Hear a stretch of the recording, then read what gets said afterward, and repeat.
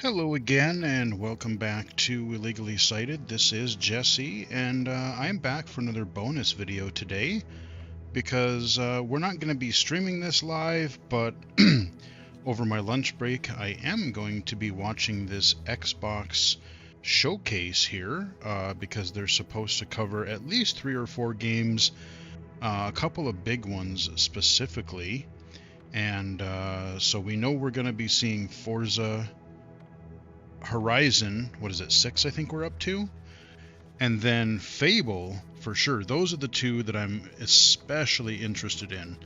I'll talk more about that in a second. And then there's supposed to be 1 or 2 other big games and I think a couple smaller titles that they were hinting at. So I don't know what everything is going to be. I really don't pay attention to a lot of the speculation stuff just because a lot of it is just clickbait. I mean, there's probably some truth to some of it. People are pretty good at, digging through rumors and leaks and things like that. But, for me, part of the thing is like, yeah, I would sort of like to know what's going to happen. But at the same time, it's fun to be surprised and you're like, oh man, cool, they're going to release that, or it's going to have this feature, or, just those surprises.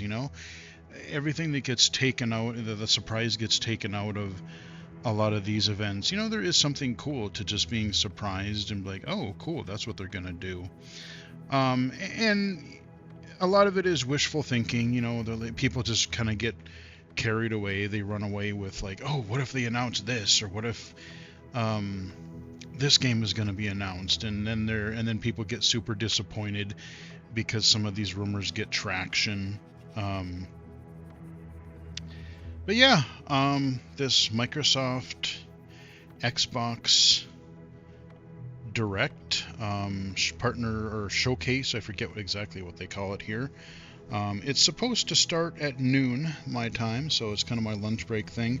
I know we've got some time to kill. It says about 24 minutes, so I can just blab away for a little bit and just give you guys a few updates and stuff here and there.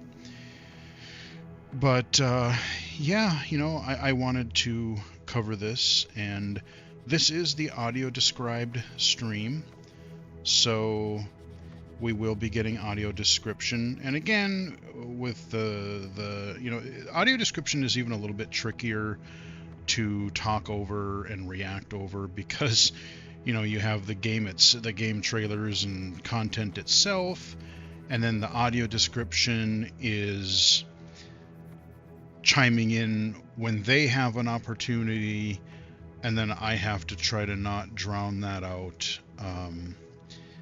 If you want to hear everything. So, after this is done, I will put a link in the description of my video to this version if you want to watch the audio described version without my commentary. But I know a lot of people like to hear my thoughts and various things, especially as things relate to accessibility. Microsoft is really in an interesting place right now. I mean, just like I said, the industry is in a weird place right now because yesterday we just got some more bad news about Ubisoft. I've covered a fair few of their games in the past, and they have done some pretty nice things with accessibility over the years. They were kind of one of the first AAA developers, I think, that really just started taking accessibility more seriously. Unfortunately, we haven't really had any games that have been totally blind accessible just yet. Even low vision wise, I think some of their open world games can leave a bit to be desired. Certain areas, like there were some really nice things in Watch Dogs Legion because you had the little glowy line, GPS line for the open world. I did try playing the recent Avatar game. I picked it up on sale. I think it was one of the Steam sales, holiday sale or something, and I finally picked it up. I think the Avatar movies get a little more hate than they deserve. I liked the first one. I remember seeing the first one in theaters and thought it was pretty cool. That was back when the 3D movie thing was kind of a buzz, and it worked pretty well. Like, I could see 3D in some scenes pretty well. I didn't go see the sequel in theaters, but I did watch it. It was fine, it was okay, but I didn't care for the second one as much. And I'm waiting for the third one to come out digitally before I either watch that on a streaming service or just pick it up digitally. We'll see. But the problem with that game, I didn't even really I wanted to do a spotlight video on it, but I was just so kind of frustrated with it because it had, it's a very lush, beautiful world. You have these, it's really focused on like the greenery of the planet that they're on. So there's foliage and whatnot everywhere. And it was really kind of hard to, to make out different things that you were trying to see. Like, oh, I have to get this certain plant or resource, or seeing dudes through tall grass or trees and stuff. Like, that stuff is hard for me. Like, I recognize that it's pretty cool, and if I could see it better, I think I would like it. But yeah, I wish, they've done some nice stuff with accessibility, but they haven't kind of cracked the blind accessibility and even some low vision accessibility stuff yet. But the reason I bring that up is because yesterday they announced this Ubisoft structural, what do they call it? Restructuring, basically, and which also means they laid off a shitload of people. I think they closed some branches, they laid off a bunch of people, they shuffled some people. That Prince of Persia: The Sands of Time remake that has been sort of in limbo and in various stages of development for I don't even know how many years now, apparently got canceled again. And I thought I read something like a month or 3 ago that they were looking at like a Q1, they were looking at getting it out early 2026. So unless it was really broken or something, it kind of strikes me as odd that they wouldn't just try to finish it if they were that close to like a, January, February, March Q1 release. I liked the Prince of Persia: The Sands of Time. I remember when that came out on the GameCube. That was like, that and Beyond Good and Evil came out that same November. And so Ubisoft was just crushing it. I finally covered Beyond Good and Evil, the remaster that they did. I covered that on the channel a year or 2 ago. But just the Prince of Persia, The Sands of Time, that started this whole trilogy, and I still think Sands of Time was the best of that. But it just had some really cool stuff. You had the combat, the acrobatic combat, and then you had just the acrobatics in general, wall running, wall jumping, flipping on poles, and just all kinds of cool stuff. And then you combine that sort of together. You had some puzzles, and just the presentation, the story, the music. I really enjoyed that game, and I was sort of curious, especially if they maybe could have implemented some accessibility features for the remaster. So I'm kind of bummed that got canned. I mean, especially since that was a game, especially when you look at Ubisoft, you get open world fatigue, It's, whether it's Far Cry, whether it's Assassin's Creed, whether it's Watch Dogs, or just all of their stuff is open world, and it sort of just blends together. So it's kind of refreshing. It would have been kind of refreshing to have a more kind of linear game. And we don't know what the status of this supposed Splinter Cell game is that they were theoretically working on. I hope that doesn't get canceled. I would love for that series to be revived properly. I went down memory lane early this morning when I was laying in bed and couldn't sleep, and I watched, and I shared it on Twitter, My Splinter Cell Conviction videos. I did a single player and a multiplayer version video with my friend Chris that we had done many years ago. And it's just a lot of fun. You know, I talk about Splinter Cell Chaos Theory and Conviction. I swear, like, those are my two favorites. And whether it's co-op or even some of the multiplayer competitive modes that my friend and I would play in Conviction, they were really fun. And I would love to see that series sort of come back. And especially now that they did that Splinter Cell anime, what was it, late last year? It came out in November, December, and I really liked it. So again, you know, they're capitalizing on. They got the Fallout series on Amazon. They got the Splinter Cell series on Netflix, and I think it already got greenlit for season 2. So I don't know, man. It just seems like if they were smart, they should maybe take a break from this open world stuff and just do another really good Splinter Cell game. I mean, I'd love to see it. But yeah, so a whole bunch more people, yet another industry layoff, another industry restructuring, there was a whole bunch of corporate speak and, oh, we're having these different divisions and this division is going to focus on this, that, and the other thing, and this division, blah, blah, blah, blah, blah, and we want some of these, you know, like your Assassin's Creed and your Far Cry's and whatnot. We want these to be annual games and billion-dollar blah, blah, blah. I'm like, you know, that's the other problem that I have, you know, and they're calling people back 5 days a week to the office because you got to be in person. That's not the problem. You know, you can have, like, yes, have people come in when needed for key meetings or key code jams or whatever you're doing, or whenever you need to, that's fine. And if you have some people that work better in office, that's fine. If you have some people that prefer to work remotely, we have the tech to do it, and, you know, let them do it. That's not the problem. I mean, whether it's Ubisoft, Activision, EA, any of these big companies that annualize and sequelize the hell out of everything. That's why people don't care near as much about Call of Duty anymore. I mean, you still have your yearly people, but, like, you know, you can only, even something like Madden, you know, your sports franchises, it's out every single year.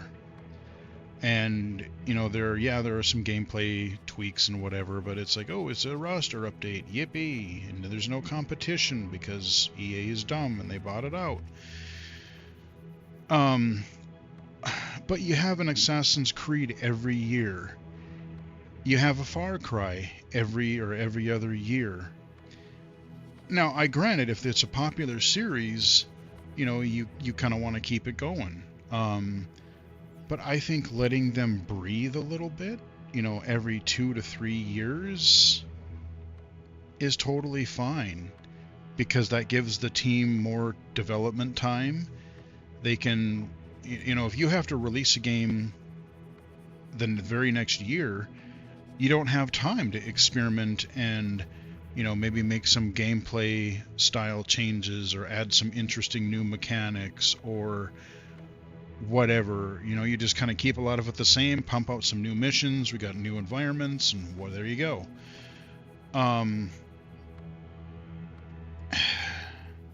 You can't have things come out too often, you know?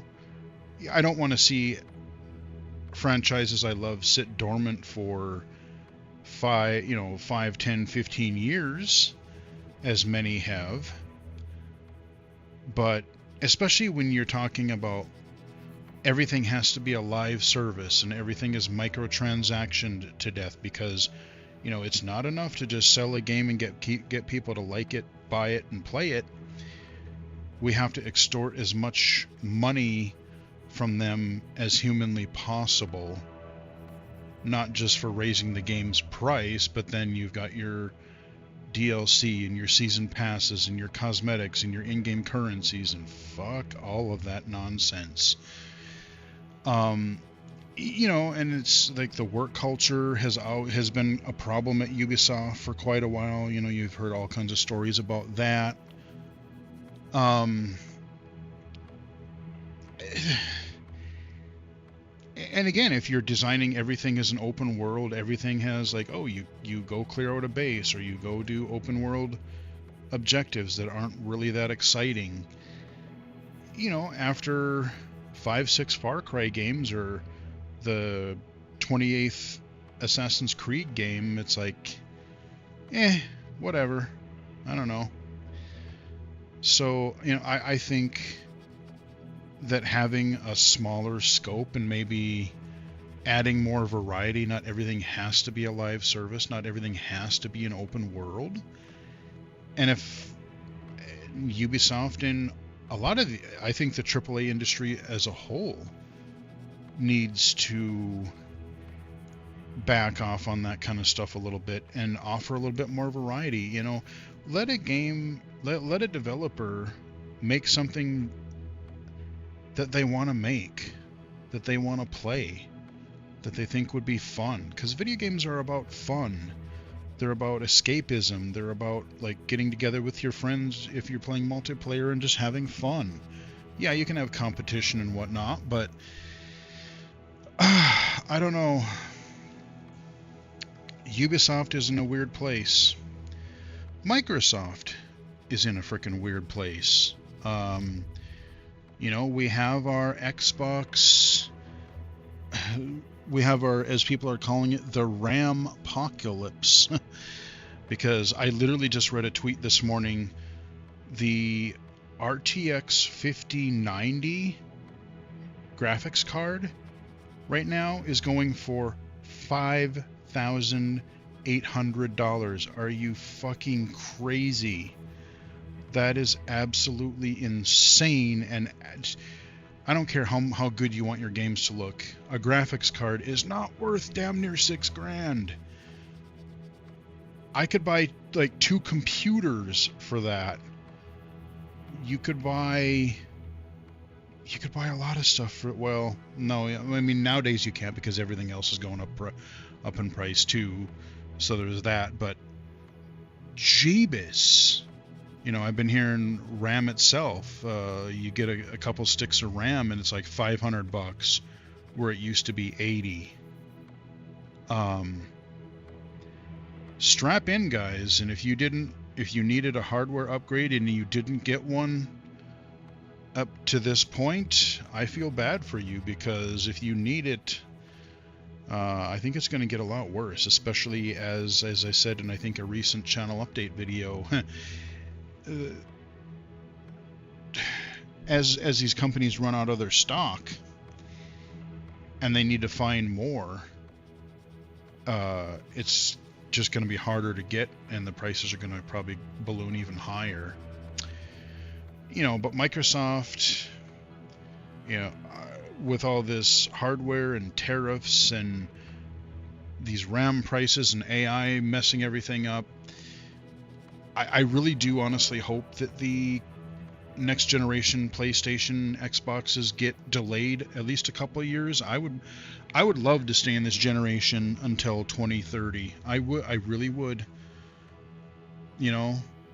Fix the industry a little bit, make games fun again, back away from all this live service nonsense a bit, offer variety, offer some smaller games, release games that actually work and that are optimized better.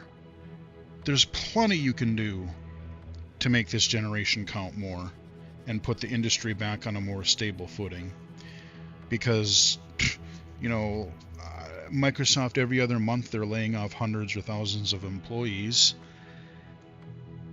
They raised their price of Game Pass. They raised the price of Xbox. And so, like, somebody literally asked me on Twitter this morning, they DM'd me, and they're like, hey, I'm thinking about playing this Mortal Kombat Legacy Collection thing. Should I get it on the PC or Xbox? Even though it's not totally blind playable, they have to use OCR or something. And I said, well, my take is PC version, I believe it's cross-play. If it's not now, it will be added. And, you have things like Be My Eyes. And if somebody really, really wanted to, you could, on a PC, you have the potential where somebody could make a mod for it. Maybe make narrated menus or something to get into each of the games or whatever. So I'm not saying that they will, but at least it's more possible, because on an Xbox you have a little bit more of a closed architecture, a closed system. And so, all the Xbox's stuff, sounds like their new system, whenever it's going to be, is going to be kind of a hybrid console PC anyway. I said, just hook your Xbox controller up to your PC. That's what I've been doing for many years now. And everything that gets released on the Xbox, you can do it through the Xbox app on your PC. You could do it through Steam. You could do it through GOG, a lot of the games. And you have the same day one release. You have the potential for accessibility mods if a game isn't natively accessible. So that's kind of where I'm leaning. But yeah, it's just everything, tech, gaming, the world is just in a weird, messy place right now. And that's why, it's interesting to look at some of this stuff. It's interesting to talk about it from time to time. Like I said, I'm just some idiot on a microphone. I'm just some dumb schmuck talking into a microphone. But I've followed the industry. I've worked in it professionally, off and on, as consulting, on a contract basis sort of thing, and just passively. I've written for a few websites in the past, doing the YouTube thing, following the industries, following podcasts and things. You kind of learn some stuff over time, and we're just in a really weird spot.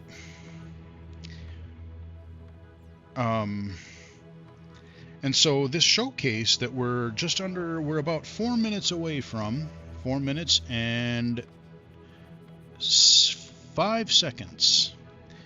We are nearing the start of this event.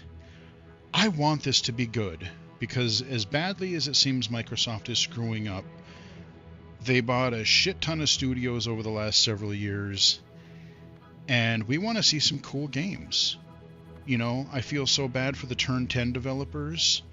I genuinely pray that Forza Horizon has some of this blind and low vision accessibility that Forza Motorsport had a couple years ago. If they don't, I'm going to be very disappointed and a little bit pissed off, honestly, because they blew a huge opportunity if they didn't do that. I loved the original Fable games. I played a lot of the first Fable, and I played quite a bit of the second Fable 2 as well.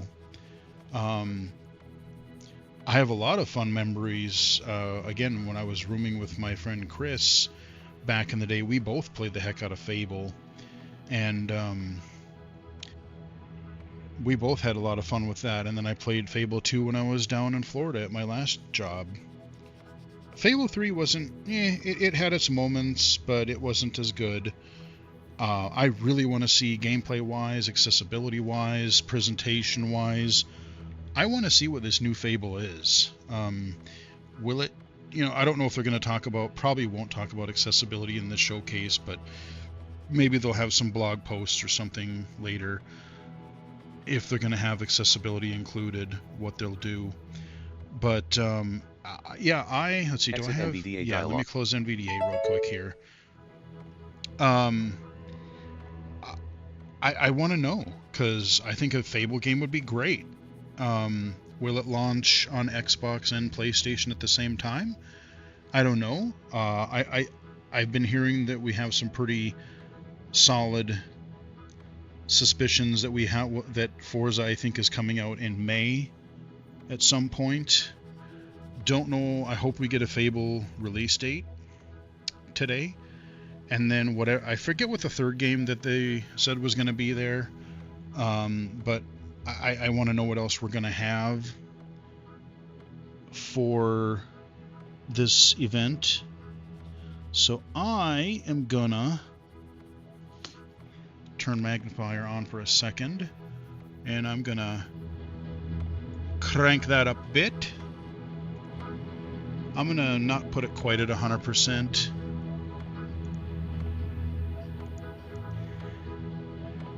Okay, we are, wait, why does that?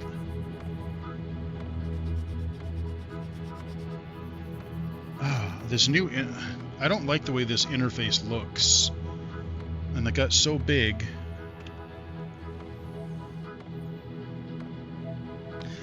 Okay, maybe it's this, let me close this stupid ass chat here. Close that. There we go. It wanted to keep the chat as part of the full screen. No, man, we must be immersed. We are 37 seconds away. And then I'll give a few thoughts at the end of this. And yeah, let's see what Microsoft has to tell us. I wonder if we're going to get any secrets or shadow drops.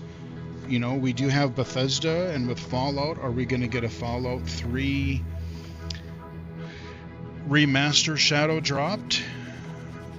Or a release date for like, oh hey, when the series finishes in early February, Season 2 finishes, is that when we're going to get it? Are we going to get Fallout Remastered today or soon? Against a black screen, white text appears. Hey, this year Jenna. marks 25 years of Xbox, a milestone that celebrates the diverse storytellers, teams, and fans who bring these worlds to life. Let's take a closer look at some of the amazing games coming this year, straight from the creators building them. Text. All games shown today are available on day one with Xbox Game Pass. All games shown today are also Xbox Play Anywhere.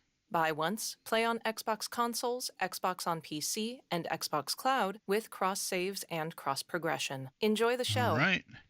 Text. US and Canada rating pending to mature. PEGI 18. IARC and others 18+. Text. Okay. All games you are about to see are in development and do not represent final products. An Asian man with a full mustache walks below a red brick pedestrian underpass while trees glimmer in the sunlight. In a dark hallway, overhead lights intermittently shine over a man wearing a black blazer. Yeah, An elevator opens to reveal a white woman with long brown hair. Handwritten text appears, kicking off a year of great games. In a montage, developers sit at workstations, hands hold a controller, a stairway is festooned with award plaques. Several devs ascend stairs while others draw on tablets or point to screens. Yeah, a lot of studio. Text. So these are going to be deep dives, not just trailers, which I really like.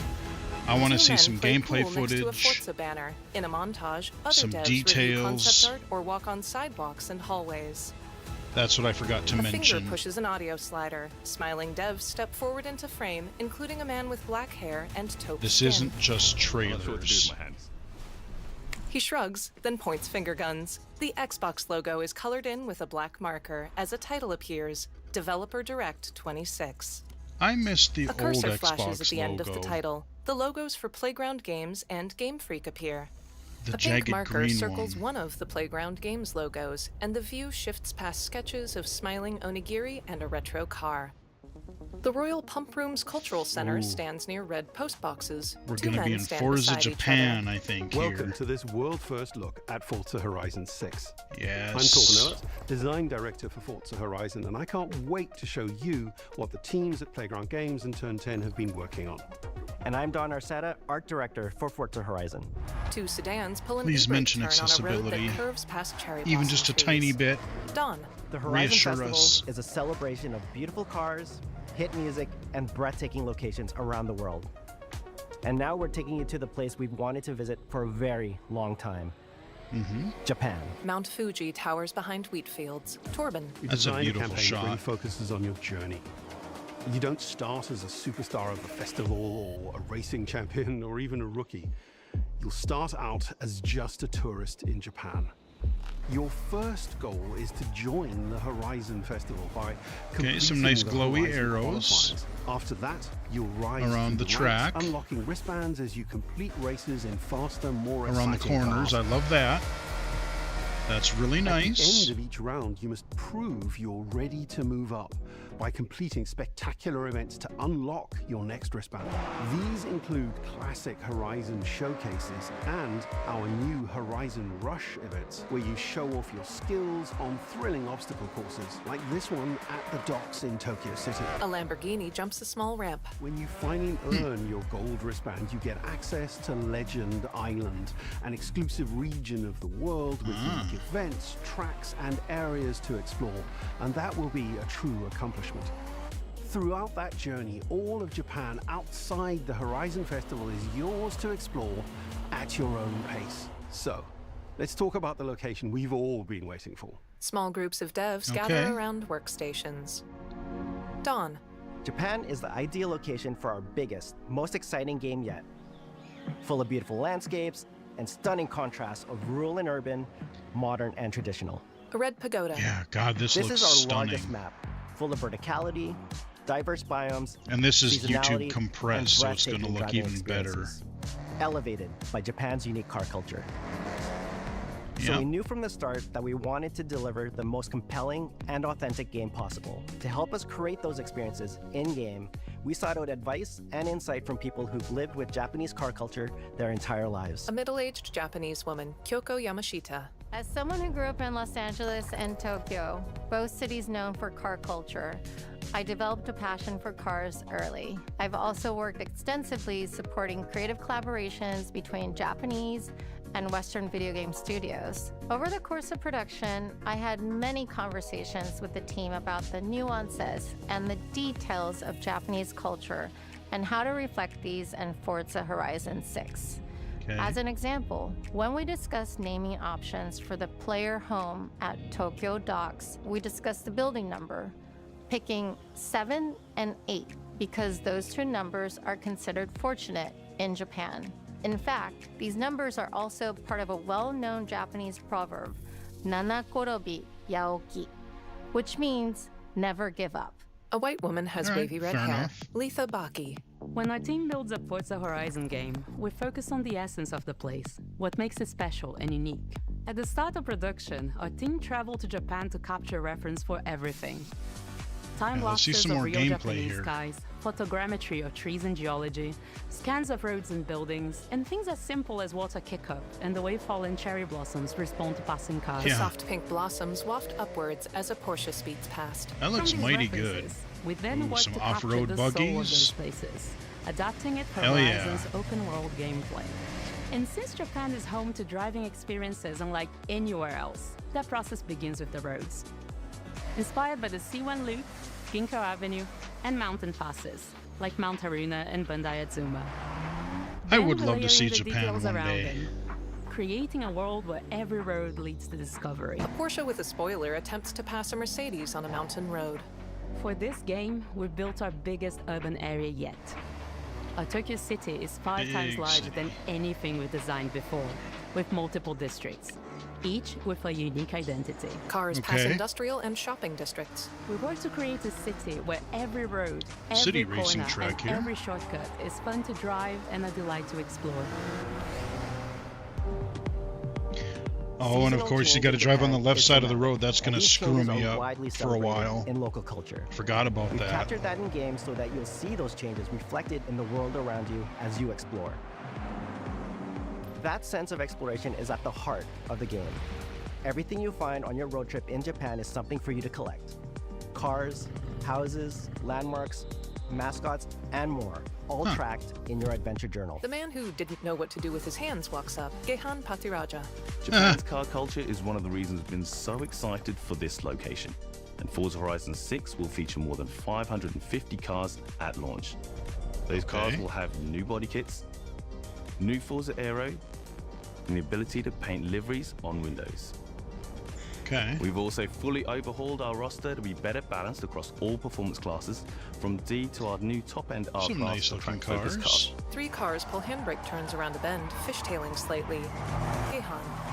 We've improved how each car is affected by the world. For example, with new cosmetic tire wear, so each car responds authentically as you rack up the miles on those iconic Japanese roads. With more cars on day one than ever before, we've also created new ways to expand your car collection as you explore. Parked on driveways around the world, you'll encounter our new aftermarket cars. They're always bargains and include some extremely rare and unique cars to show off in your garage. A Mazda Coupe has a turquoise body. Gehan. We're not just bringing classic JDM to life, but also showcasing some of the newest, most exciting cars in the world. And Forza Horizon 6 cover car is one of them. A two-door red sports car. The GR GT is a race-derived road car that combines motorsport performance with road-going excellence. And our game is the ideal place to experience the most modern iteration of Kazoo Racing's relentless pursuit of Japanese engineering perfection. Text, Ruari Chapman. Our cars sound better than ever. I always find it interesting that you have these street-legal cars all brought to life by new that can go at such insane speeds, and yet we have these speed limits. As a hand pushes up an audio like, slider, you're just the tempting GR GT fate. drives through a cement tunnel. I always wondered about that, you know? It's like, oh, you can go 170 miles an hour, but...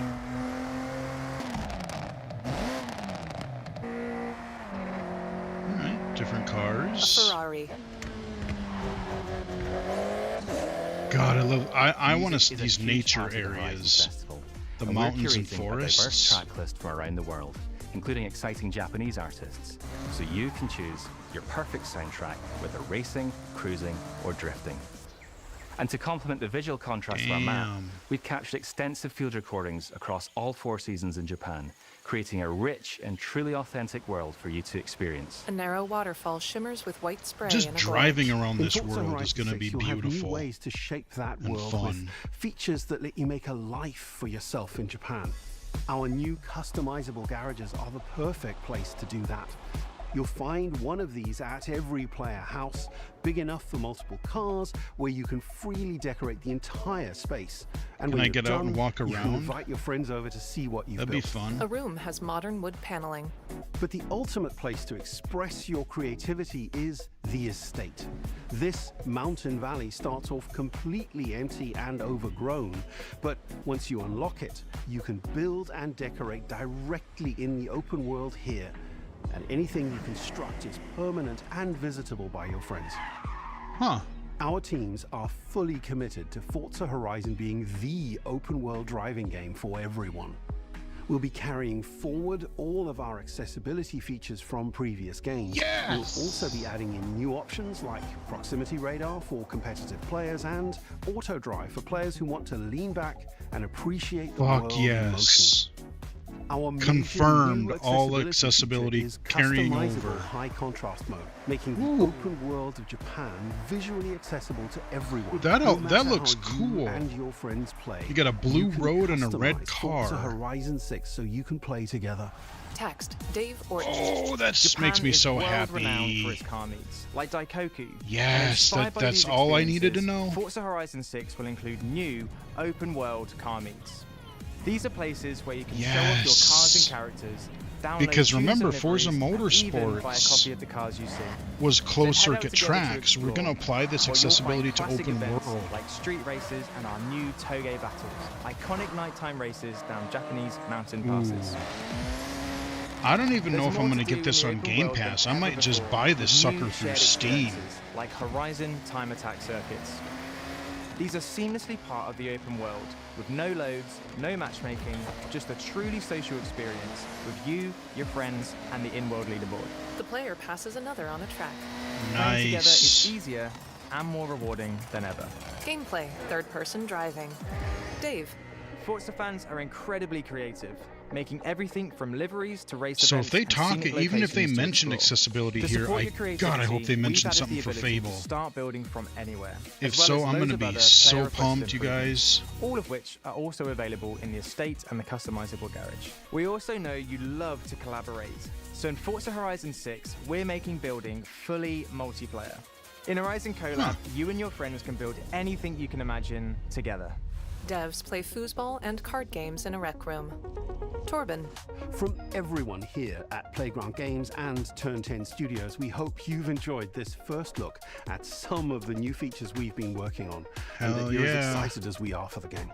We'll be launching on Xbox and PC on the 19th of May. If you're a Forza fan on PlayStation, we'll be welcoming you to Japan later this year when our PlayStation version is ready. For now, though, stay tuned for more updates about the game over the coming months. And that's thanks fair. for joining us. We can't wait to because see you in Forza Horizon 6 as we discover give Japan Xbox fans something to look forward to. Race over a short jump on a dirt road. And you get a timed exclusive. That's shoot off from a starting line.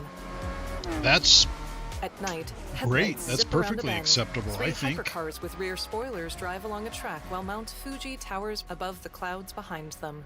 What did they say, the May 14th? The sleek red body of the GRGT shivers. The ground trembles. The gigantic feet of a white mech step beside the GT, towering out of frame.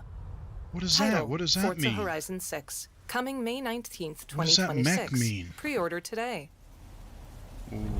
On the Developer Direct screen, the release date appears. The Game Freak logo is circled in yellow marker. May 19th. May 19th. Line drawings depict humans with cybernetic enhancements, robed figures, and a wolf. I know I could play it on Game Pass, Japanese but men and women I kind of want to buy it. A bespectacled Japanese man appears. Shigeru Omori. Subtitles. Hello everyone, I'm Shigeru Omori, General Producer at Game Freak. Welcome to our office here in Tokyo, Japan. Trying to remember what Game Freak made. Beast of Reincarnation is a new challenge born from Game Freak's own initiative, called Gear Project, designed to create new experiences unlike anything before. In addition to the Pokemon video game series, we have brought forth various original titles, including Pocket Card Jockey, Giga Wrecker, and more, constantly challenging ourselves to construct new ideas and worlds. Familiar with any of them? A woman lands beside a wolf. Subtitles. Beast of Reincarnation is truly a new experience. Oh yeah, this is the one I was trying to think of. I couldn't remember the name of. Future. It depicts a world consumed by a blight, built around gameplay described as one-person, one-dog action RPG. We would love for you all to join us and experience a truly visceral and immersive adventure in this beautiful yet brutal new world of Beast of Reincarnation. The woman uses a katana to block projectiles. Gameplay, third-person melee. Subtitles for Kota Furushima. I have previously served as a battle planner and sound manager for some of the titles in the Pokemon video game series. However, I've always had this strong urge to try a new kind of game. The woman picks a yellow berry as the white wolf prowls behind her. She straightens when she notices it and grips her sword. Subtitles for Kota. I began by quietly asking my own heart what I hope we have English voice acting. I hope it's not just in Japanese audio. World setting, characters, or game design. I was simply searching for what kind of feeling would be good. The feeling that resonated the most deeply with me, the one that clicked, was a mix of warmth, trust, and loneliness. Emma, the exiled protagonist, and her warm companion, Ku, who journeys through this world with her, were born during that process. Subtitles for Masayuki Onoe. After hearing the concept of Beast of Reincarnation from Furushima, I was very intrigued. I knew right away I wanted to be a part of it. For many years, Game Freak has brought creatures and companions to life through our work in the Pokemon video game series. In this project, however, we aim to create an experience of journeying through a harsh world alongside a partner. Emma draws her sword. Hell yeah, having a wolf buddy. A world where parasitic plants I like that idea. Can I ride him? Across the globe, permeating through the ruins of human civilization, creating a harsh environment that requires dynamic movement to traverse. This looks beautiful This is how we too. came up with the idea of giving Emma vine-like hair that she can manipulate at will, and the prototype for it began to take shape. What the hell? This helped shape Emma's background and character design. Some weird supernatural From Emma's stuff going on braid here. and Ku's tail, golden vines meet and intertwine. Subtitles for Erika Kuga. Game Freak has always approached plants, animals, and nature with sincerity. Plants became the core motif for something that could freely change shape, becoming as sharp as a weapon while still retaining beauty. Damn, those are some big beasts. Not only did we incorporate beautiful plants into the landscape, Is this like a Monster Hunter type of game? Vines burst from the ground. Subtitles. I hope it's not Finding just a big perfect monsters. motif and tying the game design into it is an essential step in our development process. We learned through our work on the Pokemon video game series. Once the motif was decided, with the cooperation of concept artist Kazuma Koda, we set out to shape the visuals of this world. When we pictured Emma and Ku, we thought Japan would be the perfect setting for a world ruled by nature. Another Japan setting, fair enough.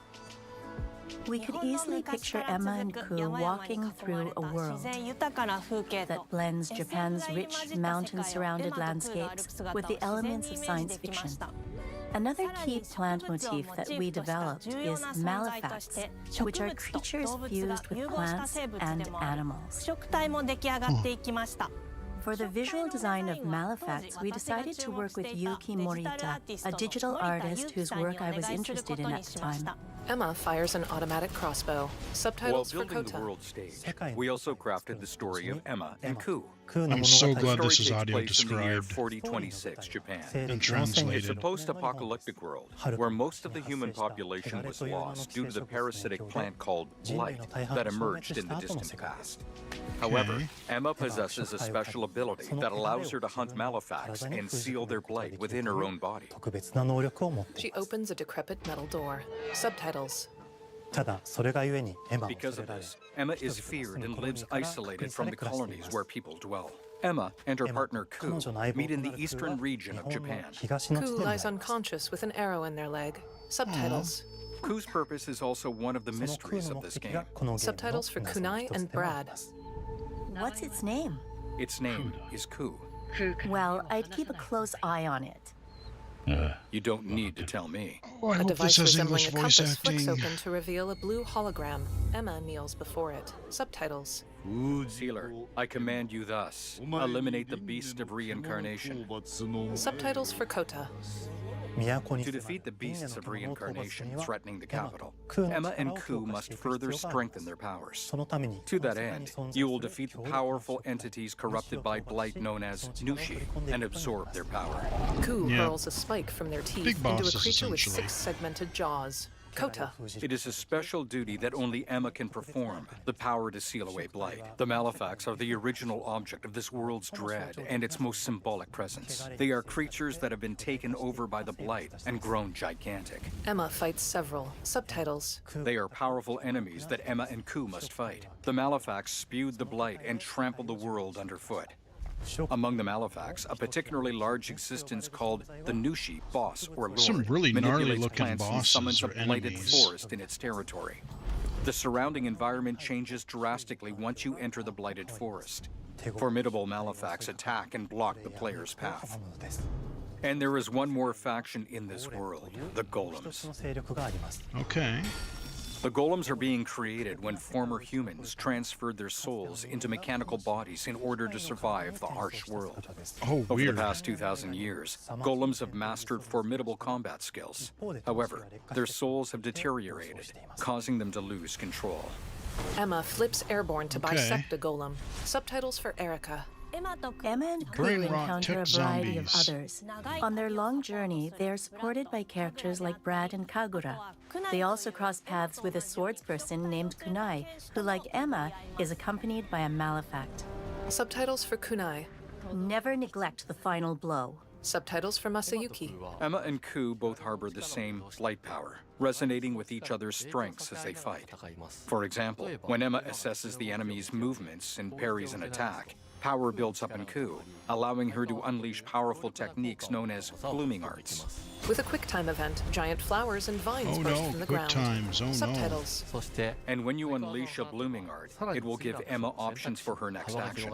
With one art, Emma could create a large spider lily to leap onto and perform a downward attack. Cool. Alternatively, Emma could choose a technique that would bind the enemy, allowing her to unleash powerful attacks upon them. Again, very nice looking game. Time slows down while selecting these moves, giving you time to think. It's similar to choosing the next command to activate in a turn-based RPG. Yeah, As their this is. skills sharpen, the coordination between Emma and Ku becomes increasingly I really hope there's refined. menu They are narration always in connected this. through their complementary abilities. Emma and Ku each have a skill tree. We designed it so Emma's actions influence Ku, and Ku's actions influence Emma. I like the dark background, the dark theme. Furthermore, as the For the bond between UI. Emma and Ku increases, the number of skills they can equip also grows. By combining various skills, you can create your own playstyle. The combat deepens with the introduction of spirit stones that connect Emma and Ku, and allows players to stack katana effects that trigger when Emma performs a parry. Yeah, there's a lot of Perhaps the golem's numbers heart. and such. So I Subtitles. really hope Some they have people fight accessibility. exclusively at long range, while others fight using only stealth. Emma performs a sneak attack. Subtitles. Some always initiate combat with Emma, while others send Ku in first to fight. It's entirely up to you, players, what gear you equip Emma and Ku with, and what spirit stones you pair them with in battle. I'm already looking forward to seeing the surprising combinations you'll come up with. Emma fires swirling crossbow bolts at a hawk-like Malefac. Kota. It looks A neat. new world, beautiful yet brutal, engulfed by the blight in the distant past. For 6 years since the project's inception, we have poured all our effort into scattering countless secrets and profound charm throughout this world. A multi-story complex burns. A sparrow flies through No, a this is a golden good sunbeam. single-player game that Subtitles we for need. Kota. We absolutely cannot wait for all the players to discover the world of Beast of Reincarnation. Beast of We are excited to Reincarnation. share that Beast of Reincarnation will release this summer on Xbox, PC, and PlayStation. What's more, Beast of Okay. Reincarnation will be playable from day one with Xbox Game Pass. Make So sure this to is wish one that list I will now. definitely play on Game Get ready Pass. for the ambitious new title to from see. Game Freak. You won't want to miss it. How accessible Logo it for Game is. Freak. In a montage, Emma duels several Malefacts while Ku kicks It's with got their hind potential. legs. A ruddy beast towers over Emma. I like swiping its action claws. She RPGs. parries each strike with her katana. Ku tips their head back. White Wolf. Title: Beast of Reincarnation, coming summer 2026. Wishlist today. On the Developer Direct screen, Okay. the release date of summer 2026 is circled. The cursor clicks a blinking orange light, which burns the screen away like smoldering paper. Logo Ooh, for Double Double Fine. Fine. A pair of pale hands smooths white clay on a pottery wheel. A middle-aged white man What with are a we gonna well-groomed get from silver them? beard squints downward. These are the hands Psychonauts straighten a diamond guys. ring on the left finger, which is covered in goopy clay. Suddenly, the bearded man glances to one side, his hands completely clean. Oh, hello. I'm Tim Schafer, founder and Yay, studio head Tim of Double Fine Schafer. Productions. And this is Elsbeth Larkin, senior tools programmer and junior in-house ceramist. At the pottery wheel. At Double Fine, Cool we try to dude. take a little time every so often and create quick game prototypes. Anyone in the company can pitch a game idea, and we have a vote on which ones we want to try to make. We forget Okay. the projects we're currently working on, basically get amnesia, and we do this for 2 weeks. That's a fortnight. And we build a few of these experimental game prototypes. We call this process Amnesia Fortnight. We've had all sorts of great ideas come out of this process. Titles appear for Costume Quest, Iron Brigade, and more. It's just Oh, like this yeah. clay. With a little bit of pressure and creativity, something interesting is created that wasn't there before. Elspeth places a bowl into a kiln. Our next game came out of Amnesia Fortnight. It's all about Okay. encouraging you to create with others Elsbeth hands the bowl to Tim. and then use what you create to destroy each other. Elsbeth recoils in shock as Okay. Tim hurls the bowl to the floor. Tim's eyebrows curve wickedly while his lips stretch in a maniacal Duh. laugh. The bowl shatters. Elspeth glares at Tim I'm and mouths, intrigued. "What the?" Don't worry, it's easy to make a new pot if you're playing Kiln, our online multiplayer pottery party brawler. In a split Pottery? screen, two Okay, this is four-person weird. teams of ceramic pots begin wrestling one another. A vase blasts water into a kiln to douse it. Gameplay, third-person melee, and platformer. The Double Fine logo is embossed on a door. Merchandise for Brutal Legend and Psychonauts are scattered about. Tim. Ooh, Brutal We love to Legend. explore new and original ideas here at Double Fine, alongside last year's Weird But Chill game Keeper, featuring surreal and dreamlike exploration. A Lighthouse Walks. Kiln is the other side of that coin, bringing high-energy, expressive multiplayer action. An alert appears. Kiln health is low. 2 pots shatter. You'll get a chance today to see how we're continuing to foster our spirit of creativity with this next game. Derek Brand spearheaded this pitch, and he's here today to talk about this fully realized Double Fine experience he's leading with his team. Kiln is a multiplayer party brawler, and it's just as much about the act of trading with your friends as it is fast-paced competitive destruction. A tall vase knocks an urn off a ledge. Electricity Yeah, I'm kind crackles of around the curious pot. how this We works built this together. game to respond to your creative design choices, as well as your relentless cruelty to anthropomorphized clay pots. The ceramics each have ghostly limbs and faces, which show dismay as they shatter. Derek. So I you're spent my like a career as creature concept creator, artist, focused on coming up with unique characters but you're and creating environments at Double Fine. pottery and then you're But I also play fighting? a lot of action titles, which got me wondering, what would a game look like that included not just the cathartic element of destruction and action, but the equally cathartic act of creation I was familiar with as an artist? I stumbled on the answer one day. What better solution than a pottery wheel? Elsbeth works with white clay. We wanted to give players the ability to create characters out of any shape and to make sure that what you make has a charming, animated personality. You start off It's as like a the little Spore helpless creature naked creator, spirit. but The ghostly cool. limbs. You're not capable of much in this state. Thankfully, you are capable of manipulating clay, and a pottery wheel is the perfect place for the creation of a new body. And when it comes time for destruction, those shapes needed to translate into capable fighters. Pots that can compete in challenges in a way that only pots can. Our game mode, Quench, brings all of that together in a 4v4 combat party atmosphere. A variety of pots and mugs appear. You This and your looks friends so use zany, balance of I'm pot totally shape into and it. abilities with its capacity for carrying water into enemy territory. Here, you'll navigate through the environment with your team's unique creations. Avoid or destroy incoming enemy warriors. And of course, fill your pot up with water to ultimately douse the enemy's kiln and win the game. Okay. Now keep at it. Text. Success. Kiln quenched. In the Double Fine office, This is neat. awards are displayed. A woman See, with this is tawny the stuff skin that has straight AAA brown just hair can't and do. wears a denim jacket. Lauren Scott. I love that you just With get Kiln, crazy we stuff wanted to like give players this. what we know they've always wanted from Double Fine. A best-in-class pottery sim, of course. With this strange concept came lots of design challenges, though, because it's a game about pots that have to transform into bespoke ceramic warriors. I love how unique this is. It's like We had to figure out how to make an Xbox's art answer tool, to a character builder, Splatoon. and a loadout system all together, while keeping the whole experience approachable for anyone, not just pottery masters. After many iterations balancing simulation with arcade-like simplicity, we landed on a design that lets you feel like a master potter who can easily make any pottery shape you could dream of, even if you've never seen a potter's wheel. Symmetrical vases take shape. which I have never used weirdly one, satisfying. so We've carefully married the clay technology with the behavior of the sculpting tools and controls to make sure anyone can pick it up in seconds. Refine it with sponges, shapers, and straight edge tools to get specific and make it yours. The ghostly hands form a chalice, This then looks a mug, really kinda which neat. changes to a bottle. As you sculpt, you'll notice the game recognizing the different shapes you've made. It'll automatically detect when you're shaping things like cups, vases, bowls, and many more.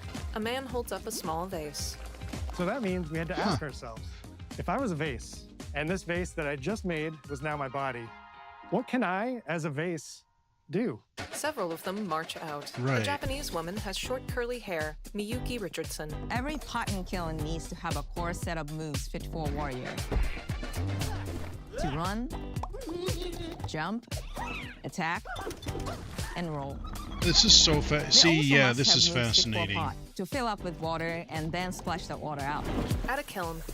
Each shape has its own unique way of performing these moves. And because your shape matters, the animation team has taken on the challenge of bringing those different pot shapes to life in surprising ways. In addition to these core moves, each shape also has its own special attack, which we push to be the most fun and over-the-top moments in the game. Cups popping popcorn. Popcorn spills out. Bottles turning into swords. Jugs blaring like megaphones. Plates flinging pies. Everyone's shape This is is doing so something zany, different I love and it. exciting. The pots conjure spectral flails and cannons. In the office, environment art is pinned to a black wall. Lauren. I just hope that it's easy enough to see, like, if you have teams. You'll have to pay attention to each map's unique nuances. A pirate ship. Our mantra of shape matters carries over into our maps. We specifically designed our maps to integrate with how you choose to play and what pot you choose to play as. So you'll see things like secret tunnels that only fit certain size pots and pathways that are only traversable with certain shapes. A tiny vase hops on platforms. You'll fight on fractured, floating pieces of ancient history, like an ancient Greek nightclub. I wonder if there'll be like a single-player mode where you can play with like floor. AI bots. Lighted blocks have different colors. Navigate Athena's or if it's giant exclusively strategic multiplayer. Inflating sponge warriors with water to rearrange the battlefield to your advantage. Fight in the Egyptian god Set's dingy punk venue, complete with a mosh pit where only one pot can emerge unbroken. Leverage your unique creations. A vase is painted like a snowman. I think this is that small Everything from title your that they were size, teasing. They're like, oh, we're gonna have a smaller your capacity indie to carry title. water, your speed to cross the battlefield, and other choices you can make will define how you want to approach your playstyle. Do you want a team full of large cups, maximizing your dousing potential? Go back down, baby! Or a team of tiny ninja saucers ready to quickly smash up anything that gets in their way? Or a unique combination you've discovered that balances power and splashability. The kettle has a long pour spout. If you're skilled enough to end up at the enemy kiln with lots of water, you can unleash a powerful super splash ability that does tons of damage and makes the kiln vulnerable to further attacks, letting you and your team dunk on the enemy kiln to either win big or turn the tide and make a comeback. I don't even know how you come up with a concept like this. At the end of a round, the cycle of creation and destruction loops around. Like, again, I would have and now never you're back been in able the to think of wedge. something a so multiplayer lobby where you can hang at the unique. wheel and make something cool with your friends. You've just earned XP Like, I'm points not and chips from battle. Now you can super load into up on art pottery, supplies but and expand this your is, pot-making like I options. said, it's kind of The player fascinating. purchases stickers. I think of the Ooh, game that's being some bad centered around the fighting, contrast but when there. people play it, they just want to create all day long. That menu. Our decoration system was designed to support your creativity. As we did with the design of the sculpting process, we looked to the Pottery Studio for inspiration. We found ways to translate the experience of adding spouts, lids, and handles, as well as glazing to kiln. Every design choice we made ultimately serves the goal of enabling a near infinite range of possibilities. We can't wait to see what your favorite designs are. Jared Mills. It's all about my pizza party themed small jug. It becomes a drill that can dive under enemies, and it pops up with a special delivery of destruction. Text, Fiona Cool. Gallagher. I love a medium jug, a simple handle, a 2-layer watermelon glaze, and I'm ready to bring the good vibes into the chaos. Text, Farad Badri. My favorite is the large vase. It has a UFO-like animation, and it's great for team defense and protecting your Bix. Text, Merita Lundstrom. Hands down, the best pot shape is a small bowl. It's perfect for sneaking past enemies. Plus, its ice cream theme special is so cute. Text, Ernest Walker III. One of my favorite warrior pots has to be the medium base. It's decently fast for invading enemy players and matches. The decorations really make it shine. A curved elbow spout, cupid's handle, some spiked charms with a rainbow glaze, and one butt sticker. You can't go wrong with butt stickers. My favorite pots use the absolute most material possible to make the biggest pots possible. I call it tiny. He smooths his hands over a 4-foot-tall pot. Whichever pot you decide to create, whether you're a budding artist or a seasoned gamer, you'll be fulfilling your pottery power fantasies when Kiln launches in spring 2026 on Xbox, PlayStation, and PC. This is just the beginning of the pottery party as we bring regular would updates like to try throughout this. the year It looks with neat. expanded decorations, new activities and game modes, and much more. I hope they Creating do is have more like a fun single player together, thing to get and we used love to your the help sculpting this the experience. mechanics. Be on the lookout to throw down with fellow Double Fine fans and join the Double Fine Action Insiders for an even earlier look and a chance to play in our closed beta very soon. You want me to say it 5 times? That's mean. Am I supposed to? Okay. This game is called Kiln, an online multiplayer pottery brawler, online multiplayer I'll never do it twice. Okay, I can do it again. Online multiplayer pottery brawler. It's getting better. Online multiplayer pottery party brawler. Tim Smurfs That is a and mouthful now snaps that his you think fingers. about it. Online Title, Kiln, multiplayer coming this pottery spring to Xbox, party brawler. PS5, and Steam. Wow, I actually Wishlist nailed today. that. I'm impressed with myself. On the Developer Direct screen, the second logo for Playground Ooh, Games I think we're is gonna. circled in Oh, blue. here we go. Fable. Sketches appear of a man dueling a giant rooster. I and a really medieval want to know village. what they're going to do with In an this because it's a office, totally different middle-aged white developer. man sits at a table. Ralph Fulton. Lionhead is not anymore. Welcome to Playground Games, where I'm thrilled to share our very first deep dive into a game we've been making here for a really, really long time.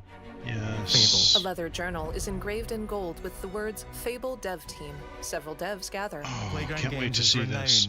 for fun, immersive, and visually stunning open-world experiences. Since 2010, we've been developing the Forza Horizon series right here in Royal Leamington Spa, a charming little town in the middle of England. As Horizon has grown, so have we. Over the past few years, we've built a new team to carry that reputation into a new genre. Yeah, it's that so we are interesting that they're going from incredibly passionate Forza to something Fable is Playground's completely different. first open-world action RPG, and we couldn't be more proud to be carrying on the work of the legendary Lionhead Studios, Lionhead, the original yep, creators Peter of the Molyneux. franchise. And although our game is a new beginning, I think what we're making is really faithful to the spirit of the classic Lionhead trilogy that we all love. A chicken transforms into a goblin, then bobs its head. At the Chicken heart of our chaser. game is a simple recurring question. What does it mean to you to be a hero? Our game is about choices and their consequences. It's packed with action, drama, British humour, moral dilemmas, and quite a few chickens. All of this combines course, in a you gotta fairy have all tale that. which could only be Fable. A white man with red I'm hair trying to and a remember red if I've beard covered wears a any of the sweater. Fable Craig games on my Littler. channel. In classic Fable fashion, If I haven't, you I might begin the have to game as a remedy child, that. growing up in the sleepy rural village of Briar Hill. It's here that in a moment of extreme danger, your heroic powers first emerge, and we discover that you are Albion's first hero in a generation. But not long afterwards, disaster strikes, and the people of your village, including your beloved grandma, are turned to stone by a mysterious stranger. Oh, of course. Suddenly there's alone in tragedy. the world, you'll set off on an adventure which will change Albion forever. Text, Connor Cross. Venturing out into the world is a huge moment because this is Albion like you've never seen it before. Idyllic rolling hills, magical forests, bustling villages, sleepy hamlets, oversized vegetable patches, and stunning vistas. A sunset. And because our Albion is truly open world, for the first time, you'll be able to explore this rich and detailed world seamlessly. with the Yeah, I'll freedom try to go remember to where talk you about want that at the from end of early this in the game. video. Rachel Hardy. We can't wait to welcome you back to Albion's iconic capital city, Bowerstone. Home to Fairfax Castle, the Old Clock Tower, and the legendary Heroes Guild. It's a huge city, full of contrasts. Rich and poor, nobles and commoners, royalty and criminals. You'll spend plenty of Okay, time yeah. here during the game. So as there's you a lot of discover the parallels secrets to the of Heroes earlier Guild games there. and its reclusive guild The master, Heroes Guild and Humphrey the such. Dalder. A blonde white man, Justin Schramm. In the north of Albion, you'll find mountains, craggy coastlines, spooky marshes, and the bleak, windswept city of Bloodstone. Here, you'll meet the leaders of two rival gangs, vying for power, and uncover the secrets of the sinister but extremely well-organized Cult of Shadows. Okay. Our Albion is beautiful, handcrafted, and richly detailed. The hero rides on horseback through a forest. Oh, we In can ride a Albion, horse heroes this are time. special, different. Will Kennedy. They're stronger than regular people. Looks They're more nice. skillful, more charismatic. More importantly, they're those rare humans who can harness and use magic in the world around them. They have the power to do what they want. Craig. And so do you. In our game, we want you to play as the hero you want to be. And that starts with being able to choose how your hero character looks. So, in Fable, you'll be able to pick from a range of different character heads and customize your clothing, hair, skin tone, tattoos, and scars. So the hero you play represents you. Taylor Buck. But as well as your appearance, you can be the hero you want to be through the way you play, through the skills and abilities you learn. Yep, and that's through the always kind of been a weapons you Fable use. thing. Just like the classic trilogy, heroes in our game fight with a combination of strength, skill, and will. Seamlessly Yep, blending okay. melee and ranged weapons with magical abilities. gives us skill-laden combat. Gameplay, third-person melee. Allowing you to show off your personal playstyle. The hero wields a warhammer, then a straight sword. Against single opponents and large groups of enemies alike. She throws a fire spell. I'm so all about this. Combat. You'll use light and heavy combos, often knocking enemies off balance and executing stylish finishers. The hero knees a larger man in the face. Swap to your ranged weapon to bypass enemy guard and deal with troublesome flying enemies. A headless figure holds a lantern. And of course, you'll be able to unleash your powerful spells to both manipulate and devastate your opponents. Lightning strikes 3 enemies. We're excited to be bringing back some fan-favorite adversaries for you to fight. Pudgy squat creatures attack the hero. One is sent flying by his hammer. Hobbs are back, as are Balverines, Hollowfolk, and Trolls. The hero fires a crossbow at armored skeletal men. Yep, Hobbs, Wolverines. And we're adding brand new enemies too, like this fearsome cockatrice, a giant fire-breathing chicken. Each enemy family is different, with their own weaknesses to exploit and defenses to overcome. But with all the unique tools in your combat toolbox, how you defeat your enemies is up to you. The man-sized cockatrice dies and dissolves into fiery embers. Mark Tan. But there's more to being a hero in Albion than fighting, so much more. When we talk to people about their favorite memories of the original games, so many of their stories were about the stuff you can do when you weren't just being a hero. Yep. The normal, everyday stuff which happened when you interacted with the people of Albion. Justin. For me, what I remember most vividly are the inhabitants of Albion, and the things you can do with them, or to them. The crazy thing about the classic Fable games was that in the middle of a sprawling RPG was almost a complete other game, where you could just mess around with the villages and townsfolk. And we've built that same experience in the middle of our game, too. Buying a house, getting a job, making some money. A forging minigame. Romancing a villager, getting married, having kids. Fancy a date? Perfect. You can get to know me better. A menu appears for dating gifts. Buying another house. Buying every house in Albion. The player purchases number 5 Tower View. Buying every business in Albion. Getting rich. There were only certain buildings you could buy having a bunch more kids. in the earlier games. Probably getting divorced along the way for good measure. Yeah. And this game within a game is unique to Fable. It's systemic, interconnected, and you see the ripple effects of the things you do everywhere you go. And all of this revolves around the people who live in Albion, who we call the living population. There are more than 1,000 this is where of them, things and get every single one really is unique. interesting with Each the of them more has a power. name, a role, a daily routine, and their own personality. You could follow any one of them for a day and just watch them live their life. A woman rings a handbell. They'll get up, go to work, spend some leisure time on hobbies, then go home to bed. But what's even cooler is that you can talk to every single one of them in fully voiced conversations and interact with them in loads of different ways. Maybe the job they go to is working for you because you hired them to work in one of your businesses.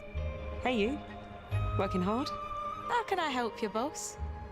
Maybe the bed they sleep in is in a house you own because you're the landlord. Or maybe their bed is on the street because you evicted them. All right. Oh, it's you. You're awful. Text. Oliver dislikes you. And all of the stuff you do affects what they think of you.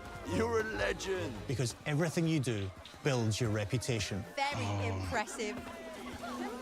Now I think I'm gonna love this game. Morality has always been super important to Fable. That tension between good and evil underpinned all of the original games. And morality is central to our game too. But we have a slightly different take on it. Okay. The player Kick kicks the the chicken in chicken. a puff of feathers. For us, morality isn't black and white. There are lots of grey areas. And importantly, morality is subjective. The player purchases Dartmoor's business. No two people see things exactly the same way. And that's how it works in our game too. Will. Everything you do earns you a reputation. Alerts. Rich. Tycoon. And every person in Albion will have a different reaction to you as a result. Hello there. Yeah, we get it. You're rich. They'll remember things you did directly to them, they'll love you or hate you for the choices you make, and they will always tell you why. Although, usually from a safe distance. Our game will never judge you, but the people of Albion will, loudly. The hero I love strolls that. down a city That's a good way to put it. Your reputation is created by the choices you make, and you are going to make a lot of them. Big choices, little choices, moral choices, and some choices that will actually change the landscape of Albion for the rest of your game. We call this idea, Your Choices Change the World. Let's give you an example. Early in the game, you'll meet a character named Dave, an egotistical gardener in a rural village who discovers a magical growth formula. He accidentally turns himself into a giant and becomes a big problem. It'll be your job to deal with him, and ultimately it will be your choice whether to kill him or to spare him. If you kill him, his giant corpse will lie on the farmland just outside of town for the rest of the game. And that is going to affect house prices. It will also affect what a lot of the villagers think about you. Especially Dave's sister. In Fable, the choices you make will define you. What does being a hero mean to you? Title appears, Fable. At Playground Games, we've built a pedigree for beautiful, immersive, open-world experiences. Yes, they've typically involved sports cars, but this is a passion project Please for all mention of us accessibility. here. Every member of this team, Even which we've built from acknowledge scratch, it. has two key things in common: a deep love for the franchise and a burning desire to bring it back. We're making this for Fable fans just like us, but also to introduce Fable to gamers who've never played the series before. It's been great to finally tell you a little about the game we're making. There'll be much more to share as we get closer to our launch. I'm excited to tell you today that Fable is coming to Xbox, PC, and PlayStation in autumn 2026. Okay, that's From all sort of us what I here, expected. Thanks for watching. I could see that being like a nods. Title, August, September. Fable, coming autumn 2026. Wishlist today. Okay. On the developer direct screen, the release date is circled. The sketched Xbox logo enlarges to fill the screen. Past multicolored sketches from all the games, a cursor clicks a play icon. A clapperboard closes in front of Dawn and Torben. Tim snaps his fingers. Here's our Letha holds sizzle up bunny reel. ears. Shigeru dances. Title appears, Kiln. This is a multiplayer party brawler and is just as much about the act of creating with your friends as it is fast-paced competitive destruction. Forza Horizon 6. Japan's car culture is one of the reasons we've been so excited for this location. And Forza Horizon 6 will feature more than 550 cars at launch. Beast of Reincarnation. Subtitles. By combining This is the various one that I have the skills, most you can create questions. your own Well, playstyle. Emma this deflects and projectiles Kiln. with her katana. Title, Fable. You can be the hero you want to be through the way you play, I'm through the really skills and looking forward abilities to you that. learn, and through the weapons you use. The hero sends a hob flying. Pottery glaze splashes the screen. A Ferrari speeds down a track. Text, 4 games, new adventures, all with Game Pass, all Xbox Play Anywhere. Torben gives 2 thumbs up. Tim smashes a bowl before startling away. Surrounded by all 4 game titles and the Okay. Xbox logo, text is typed. Thanks for watching. Audio Thank description you. provided by Descriptive Video Works, written by Janissary and narrated by Chris Coburn, Kyra Ladeo, and Janissary. Heck yeah. Very awesome. Okay, well that was a solid showing. Yeah, like every game in there I have some interest in. Forza Horizon 6, absolutely. Especially they acknowledged, even a few sentences, and they even showed a new high contrast mode. But they said they're carrying forward all of the accessibility from previous titles, which would mean like Forza Motorsport, and then applying that to a new open world.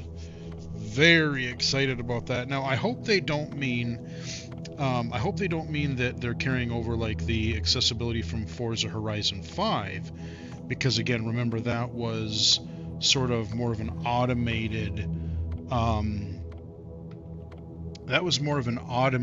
type of driving where you just kind of held down the trigger for accelerator and whatnot, but you didn't have much agency over steering.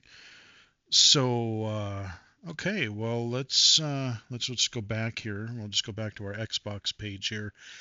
But no, I think especially as they're adding the high contrast mode, they're going even above and beyond what was in Forza Motorsport. I'm feeling fairly confident that they do mean, hey, we're going to have this full blind driver accessibility features and modes. Awesome. That Beast game, it has potential. I don't know how much of it's going to be like, if I'm exploring a world and like, do I have a lot of regular combat with smaller enemies, or is it largely like, oh, you got a few of these golem things and then you've got mainly boss battles like a monster hunter type of thing? Is it going to have any level of accessibility for blind and low vision players? Is the audio track, the voice acting, is that only going to be available in Japanese, or are we going to get a English audio track? They did show a lot of UI, like a lot of the menus and a lot of even some of the combat. You'd bring up like what spell or what ability you wanted along the right side of the screen and whatnot. That's something where I would love to see menu narration. Fire that up here so I don't lose my audio. Yeah, it looks promising. I think it's one of those that, again, it's going to be available on Game Pass. I have toyed with the idea of getting rid of Game Pass. I haven't done it quite yet. We'll see if we get any other like partner directs in the future, or partner showcases. I'm curious what other types of things may come to Game Pass, especially, indie titles that I don't know as much about and want to try out. But, they've raised the price on it so much that I'm just like, do I keep it? And with like Forza, like I said, I kind of want to own it because at some point I may not want to keep Game Pass, and I do want to support the developer because of the level of accessibility they put in the game. And my other sort of issue that I have, a lot of times they do a lot of the more companies are doing this thing where, oh, you get 4 days early, or you get a 4 days or a week early access if you pre-order this like expensive edition. And the way they market day one on Game Pass, I think that's kind of misleading. I think that's really annoying because you pay this premium subscription every month, and then, yeah, you could play it for free on Game Pass, but you have to buy this Ultimate Edition to simply get a few extra days early of playtime.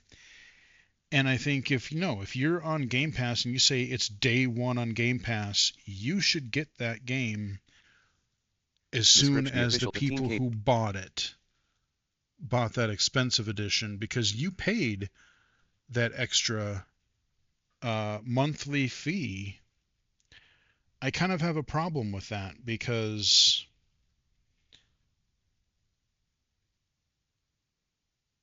let's say that, like myself, if I want to make a video and get it out to you guys as soon as possible to show how the accessibility features are, how they work. If I want to play it on Game Pass, I will have to wait. And if I want to cover it, early so that everyone else knows by the time it hits Game Pass, I got to pay, what, 70, 80, 90 bucks or better for that, just for literally a few days of early access. That I just don't like that trend in general, because, really, what are you getting? You're like, I have more money than you, so I can pay to get it a little early. I don't know. That's just, that particular perk I've never really liked all that much. But yeah, that Beast game, it's one that I'm definitely going to have to wait and see. That one I will probably want to get through Game Pass because accessibility is really up in the air. And I'm not quite sure, like, is it all boss battles? Do I fight like regular enemies? Do I fight human enemies as well that are like hunting you down or something? I don't know. That Kiln game, that was really neat. Again, it kind of, when I thought about it midway through that part of the presentation, it kind of reminded me of like Xbox's take on a Splatoon. The official home of Xbox. You know, Nintendo has their Splatoon series. Sony tried that, what was it called? Foam Stars or something. I never actually I think I did download it once, and I very briefly tried to play it, but it didn't really have all that good of accessibility, so I didn't give it much time. But it's sort of interesting, you know, like I said, Splatoon, Foam Stars, and now we got this Kiln game. And I hope it isn't just multiplayer. I hope I can, even if I play like a Quake 3, you know, where you could play like a solo campaign against bots to learn the levels, learn the gameplay mechanics, learn the modes, all of that kind of stuff. I hope there is that, because I love the idea. You know, again, you're not going to get a big AAA developer is not going to take a risk of like, hey, what if we made this pottery game where you're running around as anthropomorphized pots and jars and vases and plates, and you're carrying water to put out the enemy's kiln. Like, your big CEOs, you'd probably get fired just for thinking of the idea, let alone saying it out loud. But that, you know, that's what I like about, you know, all these indie games. Double Fine, they can make those kind of games. The official home of it.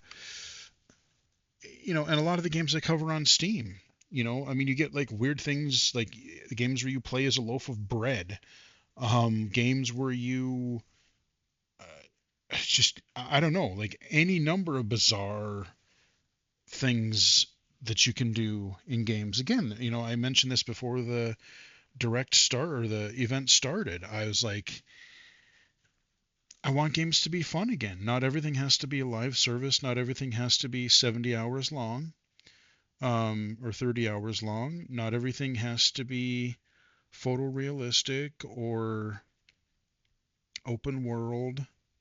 And I hope that it's low vision accessible. I hope they do have accessibility features in there. Do I anticipate this being blind accessible? Part of me says no. I'm leaning toward not being blind accessible. I would love to be wrong. But I don't know. I am still very intrigued. I think that might be another Game Pass game that I may check out. I'll keep an eye out for, they said they may have like some sort of a playtest invite in the near future. So, you know, if I'm able to, or if I'm able, you know, if I find out how you get into that, and if I have time, yeah, maybe I can do that. And then we have Fable. That game looks, the official home of Xbox. It looks like they understand, like everything that they are saying about the game, everything that they were showing. It seems like this, I forget the name of the studio.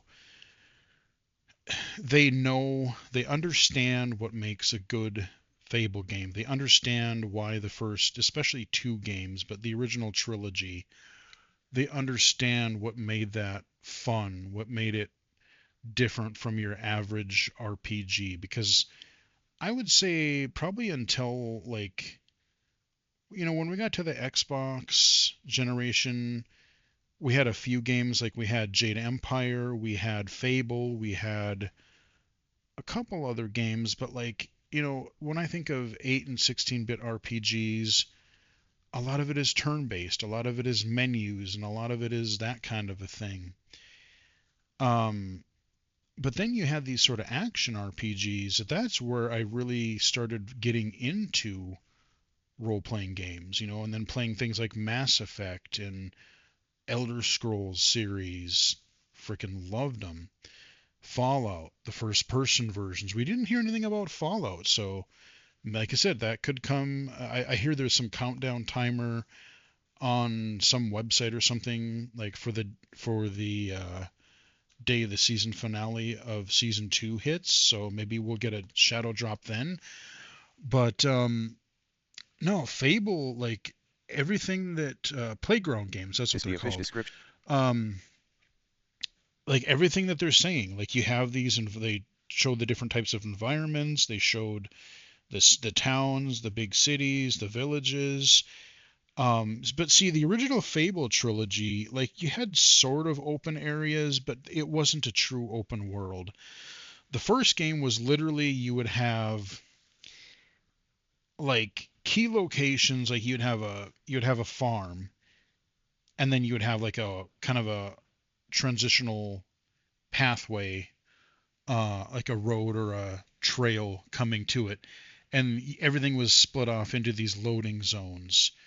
You had your towns, like you had your big kind of imperial city, you had your few smaller towns, you had a little village or a campsite, you had your bandit camp, and everything was sort of like, again, you would go into these loading zones, and it would be these roads, these dirt roads or something like that. They would have little branching paths. They would have kind of a open, not really a huge open field, but like a kind of just an open area where you might have sort of an arena kind of combat sequence. Fable 2 was a bit more open, but it wasn't like a true, even like an Elder Scrolls. Think about like Oblivion, Skyrim. It really wasn't that. And I don't even remember Fable 3 all that well. It was, I think, again, a little bit more open world, but not truly. The official home. The thing with Fable 3 is once you got far enough into the game, it was like halfway through, you kind of became the ruler of the kingdom, and then you would play as an adventurer, but then you were trying to earn enough gold and whatnot as an adventurer for your kingdom.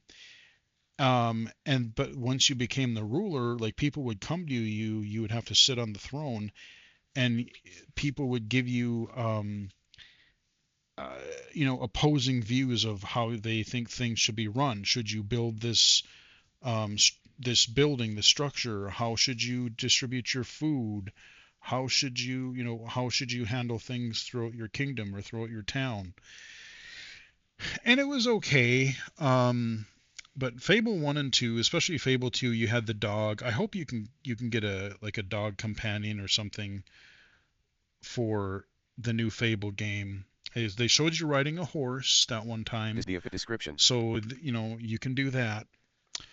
But yeah, it was like, the fighting, like the hobs, the Belverines, the big trolls and things. You had all of that. But it really was like a lot of the uniqueness that came from the Fable games was the stuff that you could do around the village. Like I don't think you could buy every build. Well, actually, no. Could you? Because I know like each town had an open house that you could buy and just move into. But I think actually, now that I think about it, I think you could buy all the property, and then like the people that were already living there, you could just let them still live there, and then you could, charge them rent, and you could jack up or lower the rent. I think maybe you could buy all the buildings in each. Maybe you could. But the other funny thing is, like, it seemed like the people would never leave the town, and so you do these little exploits of like the Imperial City, like you would date someone there, and then you would marry them, and like you would go off on your adventure, and then you would come back, and they would give you presents, like, oh, hey, welcome back. And if you were nice to them, they would give you cool presents like weapons or potions or what have you. But they wouldn't leave their village, and so it was interesting. I had this, like, you could play it where like you had this almost like a harem of, like, you could either Imperial City, you had a bride, and then you go off to, like, I forget what the name of the towns were, but there were like 3 or 4 towns in the original Fable. And in each town, because they wouldn't find out about each other, so you could like literally marry somebody in each town and have kids, have families, and use them as a way to get like presents and stuff. So that was sort of a weird thing, and it would be interesting if in this game, being an open world, will other people venture out or just stay in town all day? Like, what would happen if like, you had a salesman that traveled between the different towns, and they were selling stuff, and they found out like, oh yeah, I'm married to this hero, and then the adventurer goes to the next town and sells some stuff, and like your bride there is like, oh yeah, and the salesman would tell the official description, your wife in that town, and like, wait a minute, this hero is married to me. You mean this 2-timing bastard is gonna has married someone in another town thinking that I wouldn't forget or that I wouldn't find out? If it had more of like a global effect, that things weren't so isolated, that could be like an interesting thing. But like, yeah, I mean, you could befriend people, and then like you get them to follow you. And then like there were these, I forget what they were called, demon doors, where like they would have different requirements for you to open them. Like one, you had to come up, approach it with a lantern, a light. There was one where you had to be, one was like a gluttonous door where you had to be eat a whole bunch of food and be a big old fat dude before he'd let you in. Or there was one where you literally had to like murder somebody in front of the door. They needed to see you off somebody. So you'd literally like take a random villager, have him follow you, official whole description, take them out into the forest, and then just off them. Or like if you had someone that would annoy you, you could just get them to follow you, or you could steal stuff. There was just all sorts of little things that you could do, little quests. Like in the first game, there was a schoolhouse, and you would find all these books around the world, and then you would turn them into the school, and you'd see these little kind of scenes about like, then the teacher would teach the students about it, and there were some funny things. I mean, there's just all kinds of fun humor and things that you could either do to the villagers or with the villagers, or exploit the game, exploit the citizens. And it seems like this new Fable game, I hope it doesn't get delayed again. It seems like it's going to deliver. Like, again, they seem like they understand what made the original Fable games good. And everything I'm seeing, I genuinely hope, especially Playground Games, they are doing the Forza thing as well. And I know it's a totally different genre, but if they've had a chance to see games like The Last of Us, they've had a chance to see Spider-Man or God of War or any number of other games that have had at least some accessibility. I didn't see, I don't remember seeing, they didn't mention anything about the breadcrumb trail, because that was a huge thing about the first game that carried through to the sequels. And before modern games really started to add these waypoint markers, arrows, breadcrumb trails, anything like that, I would always refer to Fable, because Fable was one of the first games to do it. Then we had like Saints Row 3 and 4, Red Faction Guerrilla, and then we've had several other games that do the visual. South of Midnight last year kind of adopted a very similar type of deal. And the thing is, they do it visually, but can they do it? If they can do it visually, they should be able to map it audibly. All they have to do is have some cues, and if you're able to click the stick in, or whatever button or button combination you use, when I hit that button, just aim my camera toward the golden trail, and I can go to whatever my current objective is. Have menu narration, have audio cues for things off the trail. Again, something like The Last of Us, you can ping for enemies or ping for items, or if you're walking by something and you hear a chime, like, oh, there's something I can interact with here, or there's something in the environment that I can pick up and grab. I really, really hope that they do consider accessibility, because the way it looks right now, it's a game that I hope I will be able to play visually. But if they add menu narration, if they add some of these other accessibility features, I will just enjoy it even more. The fact that they have a high contrast mode in Forza this year, maybe they'll have a high contrast mode for Fable. And I can do my Last of Us Predator mode in Fable for stealth sequences. I don't know. I really, really hope we learn more, but I am so happy that they acknowledged right in the event that we get accessibility carried over for Forza Horizon 6. That made me very happy. And I thought it was a very solid showcase. So that is, I think, where we're going to wrap it up. I need to get back to work. I have some things I need to do, and then I have another appointment this afternoon. I took kind of an extended lunch break, but I'm going to be working a little bit late tonight anyway, so it evens out in the end. All I will say is pray for me, because we're in this extreme weather warning right now, this extreme cold weather warning. I think the temperature starting this afternoon, this evening around 6, we're in this like a cold weather watch or warning. It could get anywhere, and this is without wind chill, I think, minus 40 or lower degrees cold. People talk, oh, it's only 50 degrees, it's freezing. Yeah, you want to lower that about 100 degrees? Then we'll talk. Son. Yeah, it's going to be cold as hell. Hell is freezing over here in Minnesota this weekend. So yeah, the next couple 2-3 days is supposed to be like the highs are below zero. Well, you know what? Let me grab my phone here and let me just look up. Let me tell you a little story real quick here.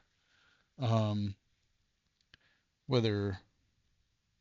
Okay, it's 3 degrees right now, but it feels like minus 19. That's already horrible. Extreme cold warning. Yep. So let's see. High of 8, low of minus 19. High of minus 9, low of minus 21 tomorrow. And then you have the wind chill. Okay, well,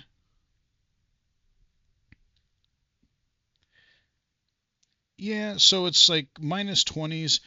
It depends, because, depending on the part of the cities that you're in, and depending on what the wind does, they were talking anywhere between minus 20 and over like minus 40, minus 45 degrees. I don't know, man. That is fucking cold.